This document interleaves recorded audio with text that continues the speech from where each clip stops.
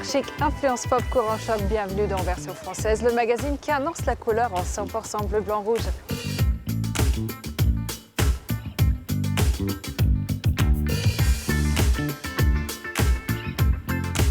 La Gironde nous dévoile les secrets du château de Cadillac, construit à la fin de la Renaissance. En voici un qui en a sous la tourelle. Sophie Driès est architecte et designer. Nous l'avons suivie pour un voyage au cœur des matières et des savoir-faire envoûtants. Pas la peine de nous faire toute une scène, voici Repérage. Aujourd'hui, Paris revêt son plus beau costume pour une visite 100% théâtre. Derrière chaque bijou se cache une histoire, mais aussi de nombreux hommes et femmes aux gestes précieux. Focus sur la joaillerie. Déniché aux 4 coins de France, voici les immanquables de la semaine, ces points de vue.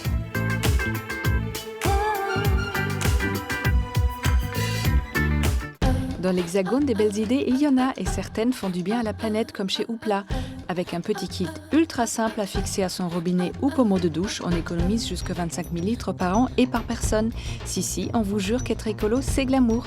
Et pour chaque kit acheté, un arbre est planté à Madagascar pour lutter contre la déforestation. Derrière ce bol se cache une véritable fierté nationale pour les fervents défenseurs de la terre de Triskel. Devenu un véritable emblème breton, il est créé au XVIIIe siècle avant d'être revendiqué dans sa forme actuelle par la faïencerie de Quimper en 1950. Bien loin de prendre la poussière, il s'orne désormais de surnoms adorables. Ah, les Parisiens, tantôt aimés, tantôt détestés, ce qui est sûr, c'est qu'ils nous cachent bien des secrets. Dans l'ouvrage Paris dévoilé, on découvre les tanières des habitants de la capitale. Cachées derrière de lourdes portes, gardées par des gardiens cerbères, voici un moyen moins risqué et intrusif pour découvrir de beaux intérieurs atypiques et historiques. Au cœur de la Provence, on entend chanter les cigales, mais surtout bourdonner les abeilles. Chez Miel Martine, on est soucieux du bien-être de ces petites bêtes, mais aussi de leur environnement. Châtaignier, bruyère, lavande, romarin ou encore thym, une fois délectés de ce mets de choix, tous les arômes provençaux se retrouvent dans le miel, à déguster sans modération.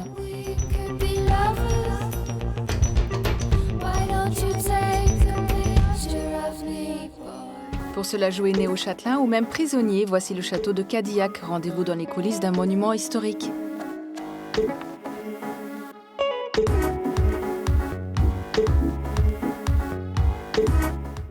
Non loin de Bordeaux, il est un château un peu oublié des livres d'histoire, mais dont le parcours rocambolesque gagne à être connu. Bienvenue au château ducal de Cadillac. Rien à voir avec la célèbre voiture américaine, même si certaines légendes urbaines aiment y trouver des liens, le château a eu, lui, un parcours un peu moins scintillant sur la deuxième partie de sa vie. Mais avant de vous en dire plus et de se perdre dans les parties du château inaccessibles au public, on a rendez-vous avec Raphaël Coudray-Duhamel, notre châtelaine du jour, qui remet les pendules à l'heure. Car si le château a connu des heures sombres, il a aussi connu une époque luxueuse qui aura fait beaucoup d'envieux. Ordonnée par le duc d'Épernon en 1598, la construction a duré près de 40 ans. Ici, on a un château d'apparat où tout doit être à l'effigie du duc d'Épernon. On doit comprendre qu'on est chez ce demi-roi qui a acquis prestige et titre et richesse surtout. L'organisation de ce château est très bien pensée et organisée. On a vraiment un espace dédié au duc et à la duchesse en rez-de-cour et un espace dédié au roi et à la reine lorsqu'ils sont de passage au premier étage. Les hommes à droite, le duc et le roi, et les femmes, la duchesse et la reine sur la gauche. Un intérieur un peu moins somptueux que ce à quoi on s'attendait, mais c'est bien normal. Après la Révolution, le château a été réquisitionné par l'État et transformé en prison pour femmes, mais ça, on y reviendra plus tard. Excusez-nous, il fait un peu sombre, mais c'est pour la bonne cause. C'est tout simplement pour maintenir et protéger et conserver ces tapisseries qui sont historiques. Et face à nous, on a vraiment une tapisserie qui est typique du château, puisque le duc d'Épernon avait une mini-manufacture, une sorte de petit atelier où ont été réalisées une tenture, donc 22 tapisseries, à la gloire de ce fameux Henri III qui a élevé le duc d'Épernon dans les plus hautes sphères du royaume. Nous avons donc des tapisseries, des plafonds boisés d'origine qui ont pu être sauvegardés car cachés sous des faux plafonds avant la Révolution et surtout des cheminées monumentales. Beaucoup de cheminées. C'est simple, il y en a une dans chaque pièce. Comme ça, pas de jaloux. En revanche, on se demande bien ce qui est arrivé à celle-ci. Le château a été transformé à partir de 1818 en une prison, la première prison pour femmes de France. Et là, on en a vraiment un vestige avec cette cheminée, puisqu'on a l'impression qu'il s'est passé quelque chose ici. On se dit la révolution, non, c'est tout simplement la mutinerie qui a eu lieu dans les cages à poules, dans les cellules juste au-dessus de nous. Un feu a été provoqué, déclenché, et sous la pression de la chaleur, la pierre a littéralement explosé.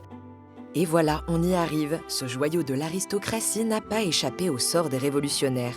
Et pour en faire une prison, il a fallu enlever toutes les fioritures et les signes de noblesse pour accueillir ces prisonnières. Raphaël a éveillé notre curiosité en parlant de cage à poules dans les combles. Alors, on la suit. Du temps de la prison, les jeunes filles étaient vraiment, les femmes étaient dans des dortoirs, dans les salles historiques. À partir des années 30, on va individualiser les cellules, les espaces où elles dorment. On va considérer ça comme quelque chose de contemporain à l'époque, qui va dans le bon sens des jeunes filles. En réalité, on le voit clairement, elles perdent en liberté. Fermée en 1890, la prison laisse place à un centre d'éducation pour les jeunes filles. Entendez, mauvaises filles, jusqu'en 1952. Et oui, si tard. Si les visiteurs ont accès au comble, un endroit leur est strictement interdit, le sous-sol. Véritable lieu de vie pendant la période carcérale du château, il l'était surtout à l'époque du duc d'Épernon. Alors avec Raphaël, on a rejoint Laura pour découvrir les tréfonds du château et remonter dans le temps. Ce sous-sol servait pour tout ce qui est activité domestique. Il y avait une boulangerie, des caves à vin, des gardes-vaisselle. C'était un château qui était susceptible d'accueillir les plus grands, le roi notamment, et il fallait organiser de grands banquets dans le château. Véritable château sous le château, il est difficile de ne pas se perdre. Je crois qu'elles sont là. Ah non, c'est pas là-bas. Un château un peu méconnu du patrimoine français, mais qui a bien encore des secrets à dévoiler.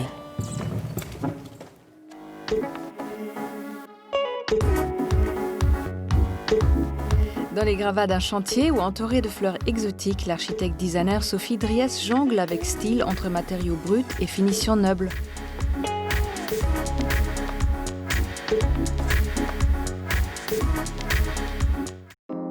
Dans le travail de Sophie Dries, les matériaux tiennent sans aucun doute le rôle principal. Les matières brutes jonglent avec les plus précieuses et les lignes épurées de ses créations mettent en avant ce mélange bien personnel. Après ses études d'architecture et de design, la jeune femme a appris aux côtés des plus grands. J'ai travaillé pour Jean Nouvel, ce qui a été très formateur, sur des gros projets publics. Et à la suite de ça, j'ai travaillé au musée d'Orsay en scénographie. Ensuite, plusieurs années pour Pierre Jovanovic. Et ensuite, j'ai travaillé chez Christian Liègre. Là, j'ai appris aussi à travailler à des projets dans le monde entier, avec une approche du luxe dans le moindre détail. Et j'ai été aussi à la bonne école avant de lancer mon studio il y a 5 ans. Depuis 2015 donc, Sophie Dries multiplie ses propres projets.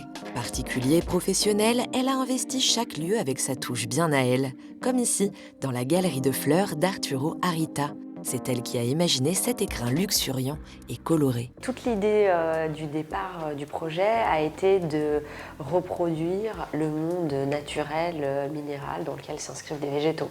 Donc tout le concept aussi de cette boutique tient dans cette grotte. C'est une grotte qui est faite en gypse, où on trouve des niches pour loger les bouquets que crée Arturo. À l'instant où il avait trouvé le lieu idéal pour ses fleurs, Arturo a immédiatement pensé à Sophie pour être la complice de son nouvel univers. On a les mêmes sensibilités. On adore les années 30-40, tout ce qui est art déco, et aussi la minéralité. Et de fusionner le monde floral avec le monde minéral, c'est de la beauté. Dans ce décor, on retrouve la touche Sophie Dries. Les matières n'ont pas peur de se mélanger. Par exemple, le marbre, qui est une matière dite précieuse, on l'a traité avec des bords absolument bruts. Et on retrouve ça, par exemple, dans le laiton aussi, qui est là sur la vasque. On a décidé de ne pas le traiter afin qu'il s'oxyde avec le temps et que, en fait, l'âge fasse qu'il évolue perpétuellement. Laissons le laiton vieillir doucement, Sophie nous emmène sur le chantier d'un appartement haussmannien presque terminé. Ici, l'architecte devient inspectrice des travaux finis. C'est le moment où on est vraiment avec les artisans, les ouvriers qui vont réaliser ce que nous on a imaginé. Donc ça, c'est quand même un moment de transmission qui est assez particulier.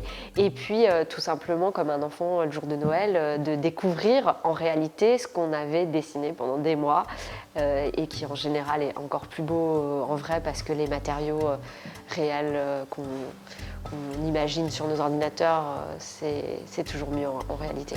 Mais avant de songer aux matériaux, il a fallu repenser l'agencement de l'appartement. Cette cheminée en bois se trouvait dans une autre pièce qui était une sorte de fumoir, boudoir. Et les clients avaient aussi flashé sur l'appartement avec cette cheminée un petit peu décalée, un petit peu rustique. Donc on l'a simplifiée, on l'a modernisée en créant une bibliothèque autour de celle-ci, en faisant un foyer beaucoup plus classique. Le foyer était en briques, donc il y a eu tout un travail de restauration. Et pour nous faire la visite, Sophie n'a pas eu peur de mouiller la chemise. Je suis précisément dans la douche hammam qu'on a réalisée sur mesure en béton ciré. Donc c'est une matière très mate et qui permet surtout de ne pas avoir de joints et d'être monomatière aussi bien sur le sol, les murs que le plafond. Le plafond où on a un ciel étoilé, la sono mais aussi les bus de hammam, tout ça est intégré en fait derrière ces parois. Pour concrétiser ses projets, Sophie travaille main dans la main avec des artisans. En plus de concevoir des lieux de vie, l'architecte dessine aussi du mobilier d'intérieur. Elle se rend aujourd'hui à la fonderie pour voir le résultat de ses dernières esquisses. Ça, c'est un tout nouveau projet, une nouvelle collection de tables en chêne et avec piétement métal. Le piétement en métal, c'est de l'acier dit Corten, c'est-à-dire de l'acier oxydé, quelque chose qu'on retrouve dans les sculptures de Richard Serra, par exemple. Et donc avec Michael, on fait toute une série de tables qui sont en forme libre. Donc Michael, lui, interprète aussi mon dessin pour créer le contour de cette table. Une véritable collaboration qui a séduit Michael dès le début. Je crois qu'au moins elle met des valeurs sur l'idée qu'on ait des savoir-faire aussi et c'est pas juste l'architecte qui connaît tous. Et je crois qu'elle aime bien travailler avec des gens qui ont une connaissance. Souvent on fait Sophie, il faut que je l'appelle Sophie, je dis bon en fait ça marche pas, il faut changer ça, mais voilà on est vraiment dans les communications, dans les conversations pour faire le mieux qu'on peut le faire ensemble. Laissons-les alors à leur bavardage. C'est de cette manière que Sophie Driès habille ses plus beaux intérieurs.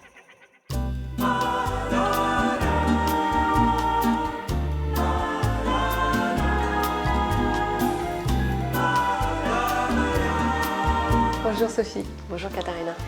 Vous nous recevez aujourd'hui chez Arturo Arita, une boutique de fleurs, un fleuriste avec lequel vous avez collaboré. Quelles sont vos inspirations pour cet univers ? On s'est inspiré des grottes maniéristes italiennes, puisque Arturo est venu me rendre visite lorsque je vivais à Rome et on est allé ensemble visiter des grandes demeures dans la région du Lazio, notamment la Villa d'Este, où il y a toute une série de fontaines et de grottes artificielles de l'époque qui reproduisaient de façon romantique la nature. Sophie, vous avez toujours été très internationale. Une partie de vos études, par choix, vous les avez fait à Helsinki. Ensuite, vous êtes revenu en France. Vous avez des bureaux entre Paris, Milan, la Belgique. Est-ce qu'au gré de vos voyages, vous trouvez aussi l'inspiration ? Oui, le voyage pour moi, ça fait vraiment partie de ma vie et de mon inspiration. Et les échanges avec les personnes du monde entier. Sophie, à l'instar de Alvar Aalto, mais aussi Frank Lloyd Wright ou alors Corbusier, pour vous, il n'y a pas de frontière entre design et architecture. L'un va avec l'autre, c'est même pas une discussion. Absolument, absolument. Moi, j'ai une formation d'architecte à l'école Paris-Malaquais, donc d'architecte dit de bâtiment, mais j'ai plutôt évolué dans les milieux de l'architecture d'intérieur et aujourd'hui, mes projets sont plutôt des projets de rénovation d'architecture d'intérieur, parfois à des échelles architecturales, puisque ça peut être des projets sur plusieurs étages, j'ai aussi une maison qui sort de terre dans le sud de Paris. Pour moi, un architecte a une vision totale, c'est-à-dire qu'il va dessiner le bâtiment, mais il peut aller jusqu'à dessiner la poignée de porte, le tapis, et c'est pour ça que j'ai aussi une pratique de design de mobilier.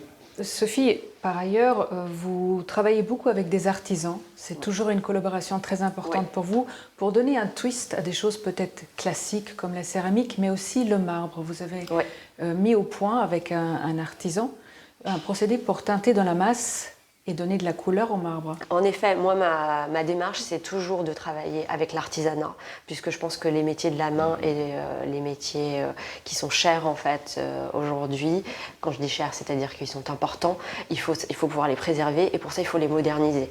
Il faut qu'on les réactualise dans les designs et les projets contemporains. Donc, je pars toujours, en fait, d'un dialogue avec l'artisan et comprendre comment on pourrait lui donner une approche contemporaine. Avec ce marbrier belge qui s'appelle Van den Weg, on a mis au point un procédé pour teindre le marbre. Donc c'est certains marbres qui sont poreux, notamment le travertin, le tchepo, et que la couleur rentre vraiment dans la pierre. Et là, on a une infinité de possibilités ensuite de couleurs et de customisation en fait. Vous avez étudié également l'histoire de l'art. Oui. Est-ce que c'est nécessaire, à votre avis, pour donner une vision globale à votre travail? Pour moi, c'est une curiosité qui est importante puisque l'architecture, c'est une discipline qui se nourrit de tous les autres arts. Elle se nourrit aussi bien du cinéma, de la littérature et évidemment de l'art, on va dire, plastique. Donc c'était vraiment pour moi une diversité d'horizons qui, je pense, nourrit mes projets. J'ai effectivement des références parfois à Brancusi, à des gens qui travaillent la sculpture, à James Turrell au niveau des couleurs. Donc oui, pour moi, l'art contemporain, ça fait partie de même mon quotidien. Je fréquente beaucoup les galeries, les artistes, je collabore avec des gens qui sont dans ce milieu. Quel est le projet que vous n'avez pas encore fait, que vous rêverez de faire? J'aimerais beaucoup travailler avec par exemple, un site, c'est-à-dire un landscape, une installation vraiment dans le paysage. Pourquoi pas avec une galerie, avec un artiste, quelque chose qui soit vraiment inscrit dans un lieu. Merci beaucoup, Sophie. Merci, Katharina.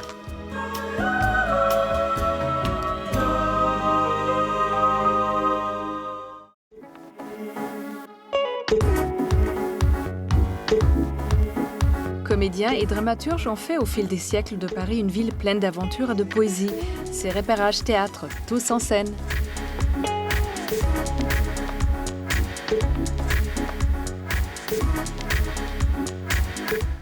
Repérage, c'est votre rubrique dénicheuse de bons plans parisiens. Cette semaine encore, on a couru, marché, rampé, arpenté, cheminé les rues de la capitale pour vous parler théâtre. On ne va pas faire la sérénade tout de suite, on vous emmène plutôt au Point Virgule, mythique salle de café-théâtre. Ça fait plus de 40 ans que le Point Virgule existe. C'est une pépinière d'humoristes. Voilà, on a à peu près une bonne quinzaine d'humoristes par semaine. Les artistes font des grandes résidences de 3 mois, voire plus. Donc l'idée, c'est vraiment de faire du développement de nouveaux talents. C'est dans les années 70 que la tradition des cafés-théâtres apparaît dans la capitale. À l'époque, les humoristes n'étaient pas vraiment les bienvenus dans les salles de théâtre. Parce que ce qu'ils proposaient ne convenait pas, ils ont créé leur style de jeu qu'ils ont appelé le café-théâtre. Donc à l'origine de l'origine, il y avait le prétexte d'offrir une boisson. Donc moi j'ai connu le Point Virgule avec, on offrait des verres de cidre, on offrait du thé. Voilà. Après, le principe de la boisson a un peu disparu, mais c'est pour ça qu'on a vraiment identifié, il y a le théâtre et le café-théâtre, où là, effectivement, c'est plus une écriture de divertissement, d'humour. Et l'origine du café-théâtre, ce qui est vraiment fort, c'est que c'est les artistes qui ont créé ce genre. On vous aurait bien proposé un verre, mais ce n'est plus la tradition. Dommage, on file assister au cours Florent. Créé il y a 50 ans par François Florent, l'institution du Rideau Rouge a aujourd'hui une solide réputation. Il y a beaucoup d'acteurs ici et d'actrices, ou de metteurs en scène d'ailleurs, qui ont intégré l'école et puis ensuite ont fait des carrières prestigieuses, ou en tout cas qui ont été mis en avant. Je pense à Pierre Ninet, Benjamin Laverne, Laurent Lafitte, il y a beaucoup de monde. Aussi peut-être la pluralité. Il y a autant de professeurs qu'il y a de méthodes et surtout autant qu'il y a d'élèves qu'il y a de méthodes. C'est-à-dire qu'on ne cherche pas à amener ou à formater quelqu'un avec une méthode. Au programme de cette école, art dramatique, théâtral, cinéma ou encore comédie musicale. Les élèves rentrent par stage d'une semaine et à l'issue du stage, on fait une petite sélection et puis ces élèves rentrent dans le cursus de première année, le cursus à 3 ans. On travaille aussi pour aider les jeunes à trouver, les jeunes comédiens à trouver leur identité, leur personnalité. On travaille sur les fondamentaux techniques, C'est-à-dire que la prise de parole au théâtre, la respiration, la diction, le rapport au corps. Et puis ensuite, on travaille plusieurs scènes, plusieurs répertoires tout le long de l'année. Aujourd'hui, l'échange de tirades est un peu particulier. Les élèves de 3e année sont en pleine révision. On est en période de préparation aux concours nationaux. Il y a environ entre 1500 et 2000 candidats par an pour une vingtaine de places, 30 places. Et là, ils ont 3 tours. Donc là, c'est la préparation du premier tour où ils doivent passer 4 scènes différentes. Une scène classique, une scène en alexandrin, une scène contemporaine et un parcours libre. Laissons jouer sans public pour l'instant, filons à la librairie théâtrale. La vieille dame existe depuis 1852. C'est la plus ancienne librairie francophone consacrée entièrement au théâtre. Et c'est aussi depuis le départ une maison d'édition. Ça a été le premier éditeur de Feydeau, La Biche. Aujourd'hui, plus proche de nous, Robert Thomas, ou encore en très contemporain, Pierre Notte, Léonore Confineau. Située juste à côté du Conservatoire national d'art dramatique, la librairie reçoit beaucoup de jeunes élèves. On y trouve des ouvrages datant de l'Antiquité, avec bien évidemment les plus grands classiques, mais n'allez pas croire que les planches de théâtre prennent la poussière. Le rayon le plus important qui est juste derrière moi, c'est le rayon contemporain. Donc c'est vraiment, il y a une grosse production de théâtre contemporain, contrairement à ce qu'on pourrait penser. Aussi, il faut le savoir, une offre assez importante de théâtre pour la jeunesse, puisque de plus en plus la littérature jeunesse est prise d'assaut et le théâtre ne fait pas exception. Il y a beaucoup d'offres jeunesse aujourd'hui par rapport à avant. Oui, le théâtre, c'est pour tous les âges. Et dans la capitale, il s'apprend, il se lit et fait même rire. Les planches de théâtre parisiens n'ont pas fini de vous jouer la comédie.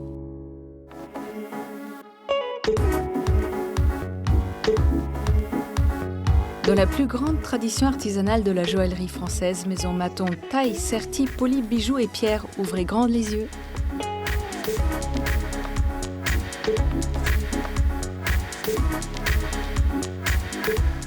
C'est bien connu, la haute joaillerie est aux bijoux ce que la haute couture est aux vêtements. Transmis de maître à apprenti depuis le Moyen-Âge, c'est sous le règne de Louis XIV que le métier d'artisan joaillier est d'un coup monté en gamme. C'est l'époque où la cour de Versailles se prend de passion pour une nouvelle pierre venue d'Inde, le fameux diamant. Depuis, comme le dit si bien Marilyn, les diamants sont restés nos meilleurs amis et l'art de les mettre en valeur, un savoir-faire d'exception qui perdure au travers des collections de la Maison Maton. De la fonte aux finitions, l'atelier de haute joaillerie parisien est l'un des rares à intégrer dans ses murs toute la chaîne de fabrication d'un joyau digne des plus grandes maisons de luxe. On commence par la conception des modèles, un travail main dans la main entre le dessinateur-concepteur et la directrice artistique. Une broche qui se détache. Ah, qui se détache. Qui se détache. Ouais, c'est beau. Le propre de notre atelier, c'est d'être à la fois un atelier fabricant avec tous les savoir-faire et en particulier un atelier créatif qui réalise tous ses dessins, ses esquisses et ses volumes. Une fois que l'idée a pris forme sur le papier, c'est à Kim, la gémologue, que revient le choix des pierres précieuses. La création me donne les dessins, ce qu'ils ont en tête pour les couleurs. Et donc à la suite de ça, avec Aude, on cherche les pierres de centre qui vont s'accorder au dessin. Et donc en fonction de ça, on a un peu libre choix des matières. Donc c'est vraiment la partie la plus sympa où je peux partir un peu dans des délires de pierres fines et ou précieuses. Et en haute joaillerie, audace ne va pas sans maîtrise et précision. En témoigne cet embryon de bague qui, une fois fondu dans l'or et fixé dans la cire pour plus de prise, débute son parcours entre les mains expertes du maître ciseleur. Le principe du ciselage, c'est d'amener une texture au métal. On est en fait à la frontière entre la joaillerie et le modelage, la sculpture. Donc c'est quelque chose de très intéressant. En effet, à mesure que l'artisan joaillier sculpte le métal avec son martelé et ses différents ciselés, les fines nervures d'une feuille de chêne prennent relief sous nos yeux. Un travail délicat qui, à notre avis, mériterait bien une palme d'or, mais pas si vite. Une fois le métal sublimé, c'est au tour du sertisseur de nous éblouir avec son art du serti en diamant. À l'aide d'échoppes de toute taille, d'un perloir ou encore d'une fraise, son travail consiste à tracer des filets et des griffes légèrement surélevés, destinés à accueillir et mettre en valeur les pierres. Des pierres qui, aussi précieuses soient-elles, nécessitent d'être adaptées et fixées à l'aide de cette cire d'abeille, communément appelée dans le métier une crotte de nez. Oui, oui, vous avez bien entendu. En haute joaillerie, il n'y a qu'avec les soucis du détail qu'on ne plaisante pas. L'ornement de la bague terminé, cette pièce de luxe ne serait rien sans un véritable coup de polish. C'est ma table à polir. Et donc on utilise des pinceaux, des brosses. Armé aussi de tampons, de ses pâtes abrasives en pétrole et alumine, le polisseur a pour mission de lisser la moindre aspérité encore présente à la surface du bijou. Parce qu'il y a des choses qu'on ne voit pas à l'œil, mais il faut que ça soit quand même enlevé à la loupe. Miroir, mon beau miroir, voilà une bague éclatante dans laquelle on pourrait presque s'admirer. Il ne lui manque plus qu'une toute dernière retouche pour qu'elle devienne absolument unique. Pour cela, on retrouve la polyvalente gémologue, passée aussi maître dans l'art particulier du laquage. Donc pour cette bague en particulier, on utilise un dégradé de verre que j'ai déjà réalisé. Là, je mélange pour bien rendre la matière lisse, en fait. Et être sûr que les matériaux et les pigments soient bien tous mélangés ensemble. Avec sa fine pointe de scie, le laqueur colore ici délicatement l'intérieur de la bague. Donc on fait vraiment des couches les plus fines possibles. Et après, ce sera chargé en laque quasiment jusqu'en haut de la nervure de la feuille. Donc ça va nécessiter quelques couches. Environ une dizaine pour être exact, séchées chacune à la lumière UV et le tour est joué. Il ne nous reste plus qu'à rêver pouvoir un jour se mettre la bague au doigt.